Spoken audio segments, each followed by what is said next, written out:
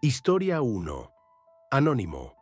Esta es una historia dividida en dos partes. La primera parte es mía, cuando tenía 11 años, y la segunda parte proviene de mi difunto padre. Todo comenzó en septiembre de 1989, justo después de mi cumpleaños número 11. Mis padres empacaron todas nuestras cosas, las pusieron en el auto y nos mudamos de la región del acero en Pensilvania a una isla llamada Rhode Island. La mudanza fue bastante repentina y ni mi hermana mayor ni yo estábamos muy contentos con eso, pero mi madre nos explicó que papá había conseguido un gran trabajo allí y con el dinero extra podríamos comprar bicicletas nuevas, tomar clases de equitación y otras cosas divertidas. Cuando llegamos, la casa era increíble, era nueva, pero tenía un estilo súper antiguo y elegante. Lo más interesante es que según mis padres, no teníamos que pagar por la casa. La casa venía con el trabajo que había conseguido mi papá, que era el de vicedirector de una escuela muy importante en la que estudiaríamos. En ese momento, eso no significaba mucho para nosotros, pero la promesa de bicicletas nuevas nos emocionaba. Lo que más nos conquistó fueron nuestros enormes cuartos. Eran mucho más grandes que los anteriores, y para mejorarlo, mis padres dijeron que podíamos ayudar a decorar, eligiendo los muebles en una tienda en Newport. Todo parecía perfecto, pero con el tiempo, las cosas empezaron a ponerse raras. Lo primero que noté fue que nuestra casa era muy diferente a las otras de la ciudad. Allí, todo parecía muy antiguo, como si las casas hubieran sido construidas hace siglos, y muchas de ellas realmente lo fueron. Algunas eran del siglo XIX e incluso más antiguas. Nuestra casa era nueva y moderna, lo que nos hacía destacar bastante. Otra cosa que noté fue la forma en que las personas miraban nuestra casa cuando pasaban por allí. Recuerdo un día que estaba mirando por la ventana de la oficina de mi papá y vi a un niño andando en bicicleta por la calle. Tenía una BMX roja, exactamente el tipo de bicicleta que quería, pero en lugar de pasar de largo, se quedó mirando nuestra casa con una expresión muy extraña, como si tuviera miedo. Le saludé, pero en lugar de responder, dio la vuelta y salió corriendo en su bicicleta. Fue muy raro. En la escuela, las cosas también se pusieron raras. Al principio, los niños eran amables conmigo, hasta que descubrían dónde vivía. Cada vez que mencionaba la casa nueva o el trabajo de mi papá, su actitud cambiaba por completo. No huían de miedo ni nada, pero se volvían extraños conmigo, y eso continuó por semanas. Me llevó mucho tiempo descubrir lo que estaba pasando. Casi todos en la ciudad evitaban hablar sobre lo que había sucedido en esa casa. Era como si fuera un secreto que todos conocían, pero que nadie quería comentar, hasta que finalmente un amigo me contó la verdad. Dijo que nuestra casa era nueva porque la anterior había sido destruida debido a una tragedia. Un ex vicedirector y sus 3 hijos murieron allí, y la gente creía que sus fantasmas aún rondaban el lugar. Cuando mi hermana y yo descubrimos esta historia, nos aterrorizamos. La idea de que los fantasmas de la antigua familia vagaran por la casa por la noche nos quitó el sueño. Fue una época terrible, y mi madre no quería dejarnos en ese estado. Así que, mis padres terminaron separándose por un tiempo. Mi papá se quedó en la casa, mientras el resto de la familia se fue a vivir a Newport. Años después, cuando finalmente supe toda la verdad, me quedé impresionado. Mi papá sabía todo desde el principio, pero nunca nos lo contó. Pasó noches solo en esa casa, a pesar de conocer la horrible historia que había sucedido allí. Resulta que toda esta historia involucraba a un chico llamado Freddie Washback. Freddie era un adolescente rico, pero muy problemático. Le gustaba el heavy metal, usaba el esmalte de su hermana y siempre se metía en problemas. El vicedirector de la escuela donde trabajaba mi papá tenía un interés especial en disciplinar a Freddie, y lo llamaba constantemente a su oficina para reprenderlo. Al parecer, esto funcionó por un tiempo y el comportamiento de Freddie mejoró, pero al final, las cosas no fueron tan simples. Freddie Washback, un adolescente con muchos problemas, una noche fue a la casa del ex vicedirector de la escuela. Cuando el vicedirector abrió la puerta, Freddie sacó una escopeta y ordenó al hombre y a su familia que entraran en la sala de televisión. Luego, Freddie puso una cinta de casete en el equipo de música de la casa. Pero esa no era una cinta cualquiera,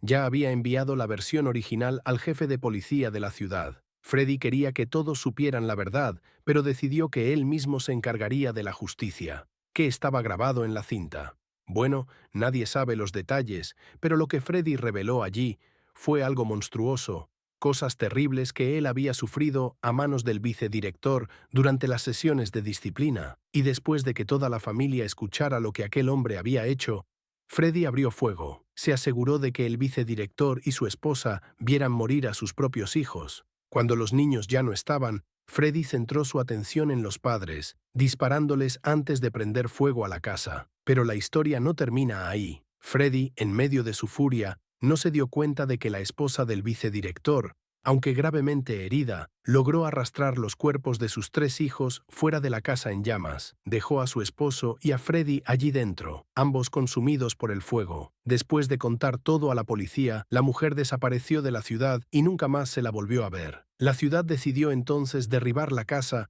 y construir una nueva en su lugar, fingiendo que nada de eso había sucedido. Después de unos meses, comenzaron a anunciar la vacante de vicedirector, y fue así como mi familia entró en la historia. Mis padres, que llegaron sin saber nada, comenzaron a darse cuenta de que la ciudad era extraña, pero nadie decía por qué. La gente era amable hasta que surgía el tema de la casa o el trabajo. Entonces todos se volvían extraños. Mi papá solo supo la verdad cuando confrontó al director de la escuela exigiendo respuestas.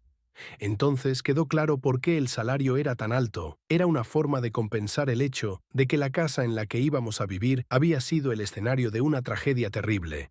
La escuela mantuvo todo fuera de los periódicos para proteger su reputación, no a la familia. Eso fue lo que hizo que mi papá renunciara al trabajo. No fue lo que sucedió en el pasado lo que lo asustó, sino el hecho de que la escuela no quería tomar ninguna medida para evitar que algo así volviera a suceder. Simplemente ignoraban el problema, como si lo que había sucedido fuera un evento aislado. Al final, mi papá renunció al final del primer año y nos mudamos cerca de Hartford. Mi hermana y yo no supimos la historia completa hasta muchos años después, cuando finalmente nos la contó. ¿Y sabes qué? Hasta el día de hoy me sorprende que nadie haya revelado esta historia antes. Creo que está en mis manos escribir sobre esto ahora, y si todo sale bien, esta será solo la primera de muchas historias que contaré. Esta historia es una locura, un poco aterradora, pero también me hace pensar. A veces, cuando lo recuerdo, hasta puedo sonreír con la ironía de todo. Historia 2. Mateus. Esta historia es tan loca que ni te la vas a creer.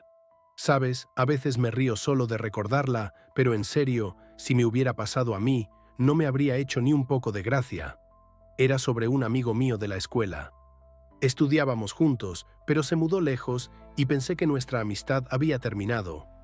Solo que, menos de un año después, regresó a la ciudad como si nada hubiera pasado. Al principio me alegré de verlo de vuelta, pero siempre me pregunté por qué había vuelto tan rápido. Me llevó un tiempo, pero un día le pregunté, y la respuesta fue la cosa más rara que había escuchado. Sin ni siquiera sonreír me dijo, un tipo desnudo estaba haciendo caca en nuestro jardín. ¿Te puedes imaginar mi reacción? Me morí de risa. Pensé que me estaba tomando el pelo, pero lo decía en serio.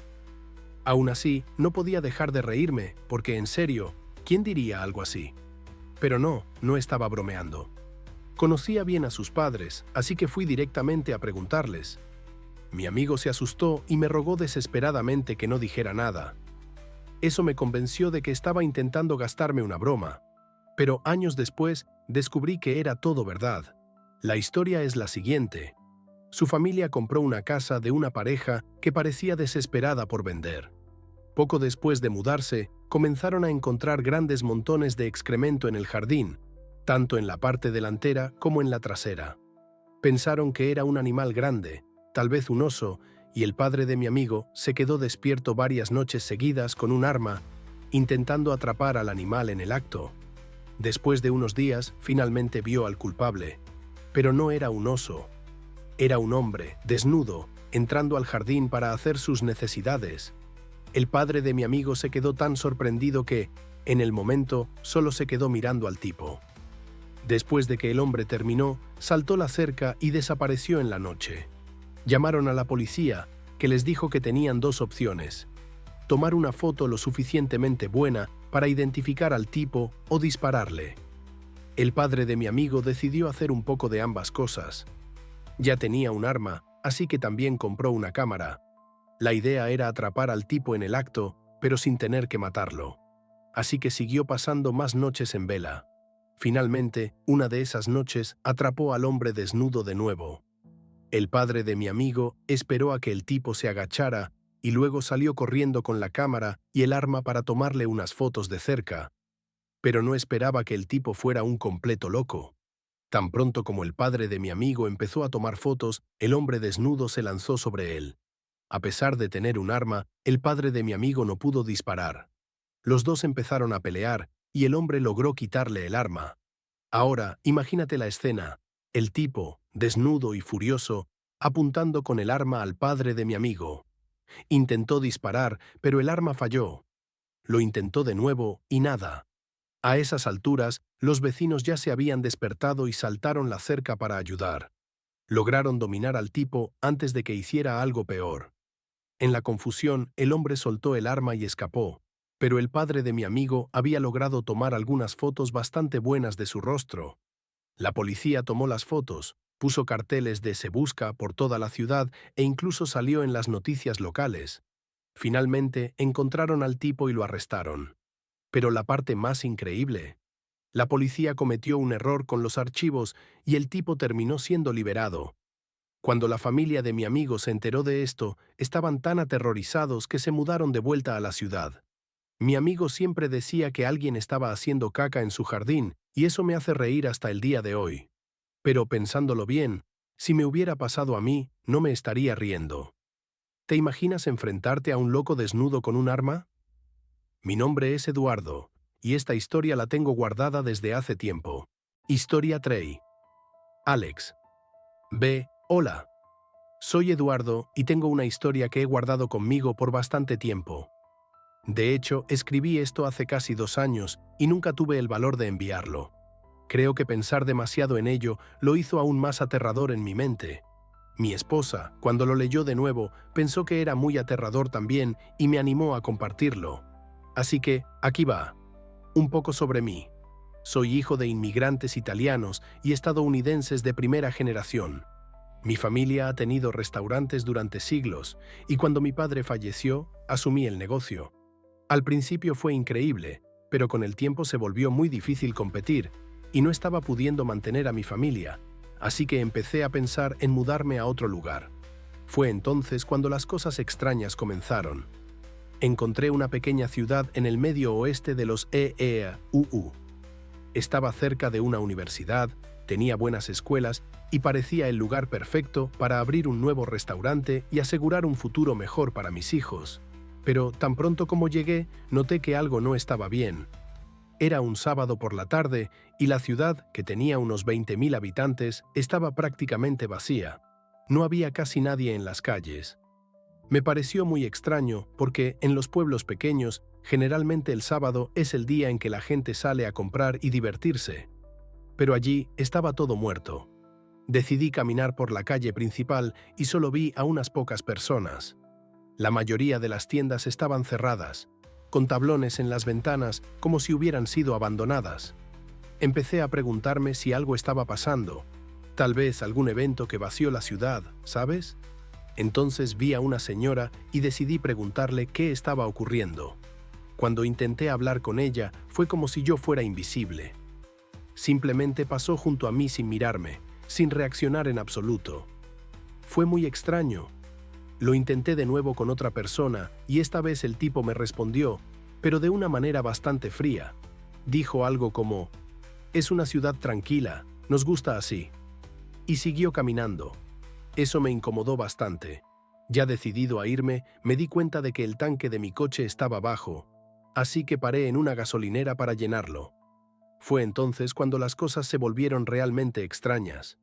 Mientras llenaba el tanque, noté que la gasolina era increíblemente barata. Me emocioné con eso y fui a pagar, pensando que finalmente había encontrado algo bueno en esa ciudad. Dentro de la gasolinera había un señor muy simpático viendo la televisión. Sonrió cuando le comenté el buen precio de la gasolina y me preguntó qué hacía en la ciudad.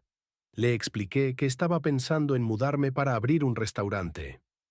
En el momento en que dije eso, su expresión cambió por completo. Me miró a los ojos, serio, y me dijo en voz baja: "No te mudes aquí". Me quedé confundido y le pregunté: "¿Qué?". Antes de que pudiera responder, una mujer, que creo que era su esposa, salió del fondo y lo llamó por su nombre. Él bajó la cabeza, como si hubiera hecho algo mal, y ya no quiso hablar más conmigo. Ella me miró y dijo, «Será mejor que te vayas». Salí de la gasolinera, subí al coche y comencé a conducir de vuelta a casa, pensando en todo lo que había pasado. ¿Por qué el señor de la gasolinera estaba tan asustado? Era como si me hubiera dado una advertencia seria, no solo una simple negativa de la ciudad. Cuando llegué a casa, le conté todo a mi esposa.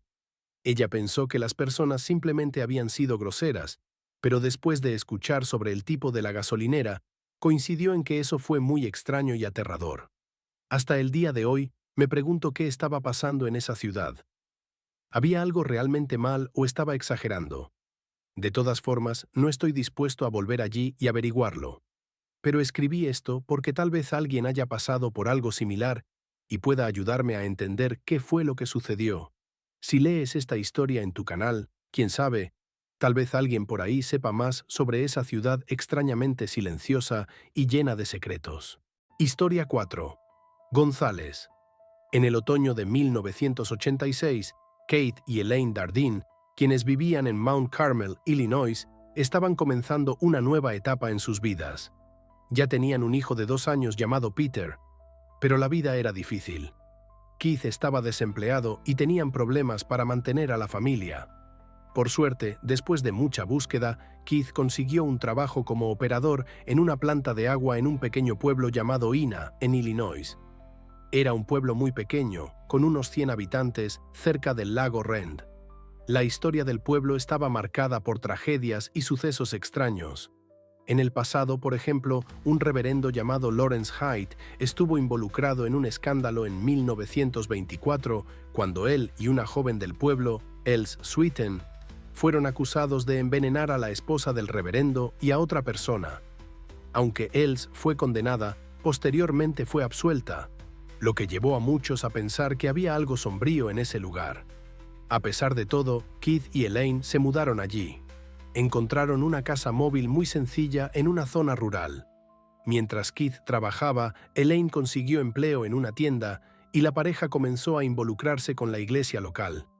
Todo parecía estar mejorando y a mediados de 1987 comenzaban a sentirse más en casa, con planes de comprar una vivienda propia. Con el tiempo, Elaine empezó a notar algo diferente en Keith. Dormía mal, estaba más estresado e irritable de lo normal. Siempre que Elaine le preguntaba qué sucedía, Keith esquivaba la pregunta, dando excusas vagas. Las cosas se volvieron aún más extrañas cuando Elaine descubrió que estaba embarazada. Pensaba que Keith se alegraría, ya que habían hablado de agrandar la familia. Sin embargo, para su sorpresa, Keith se horrorizó.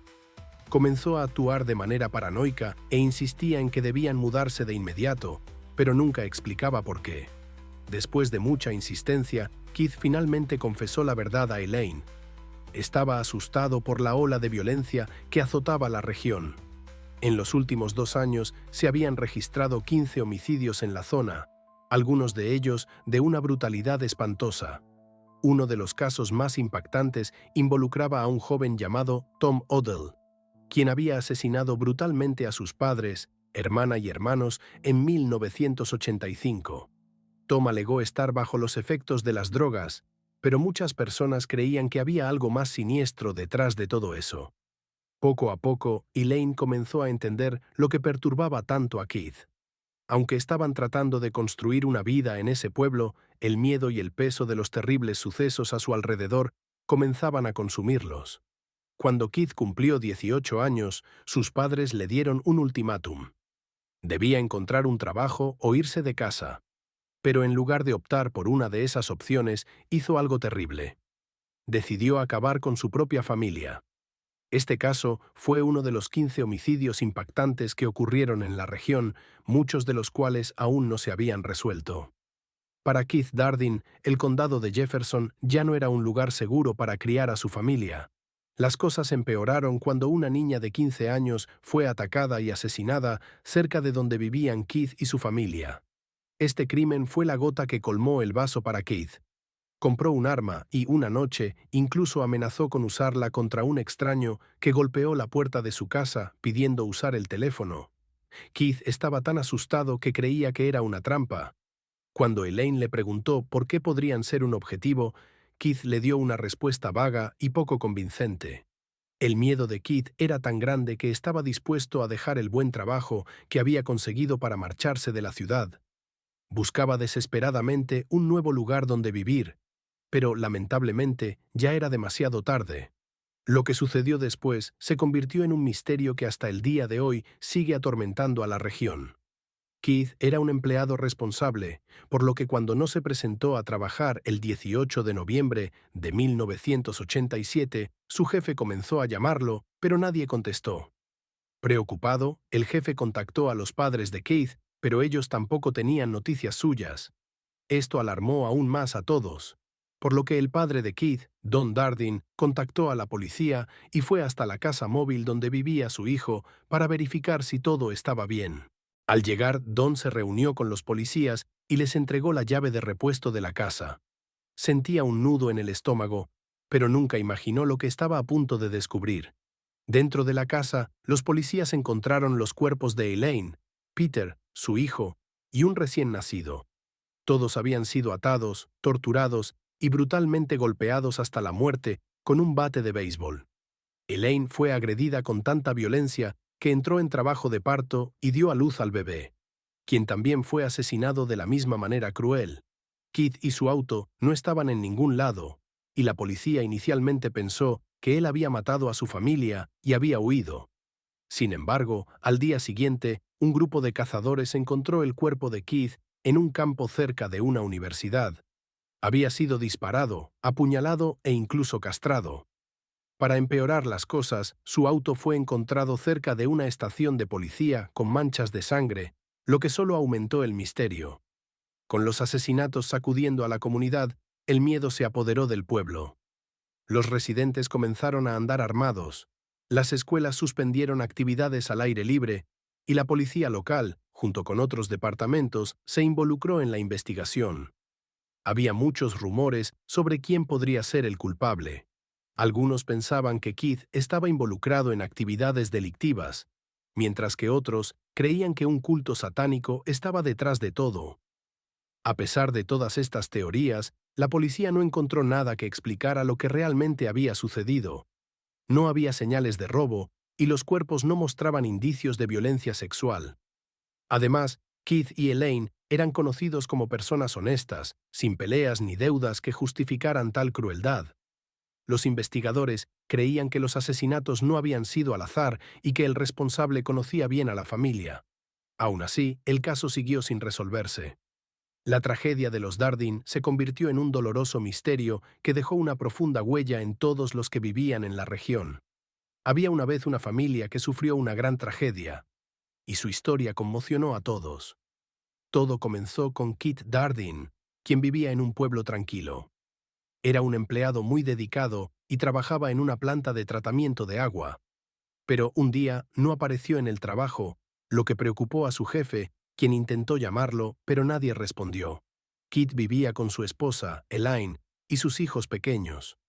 Cuando la policía fue a verificar si todo estaba bien, descubrieron algo terrible. Toda la familia había sido brutalmente asesinada dentro de la casa. Elaine y los niños habían sido atados y golpeados, y Keith no estaba por ningún lado. Al principio, la policía pensó que Keith había matado a su propia familia y huido. Pero al día siguiente, el cuerpo de Keith fue encontrado en un campo. También había sido asesinado de manera horrible. Nadie sabía quién podría haber hecho eso. El caso fue investigado durante años, y muchas personas fueron sospechosas, incluidos dos hombres que ya eran conocidos por cometer crímenes graves.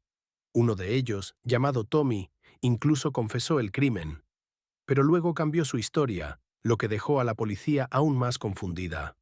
A pesar de todas las investigaciones y teorías, el motivo del crimen nunca fue completamente claro.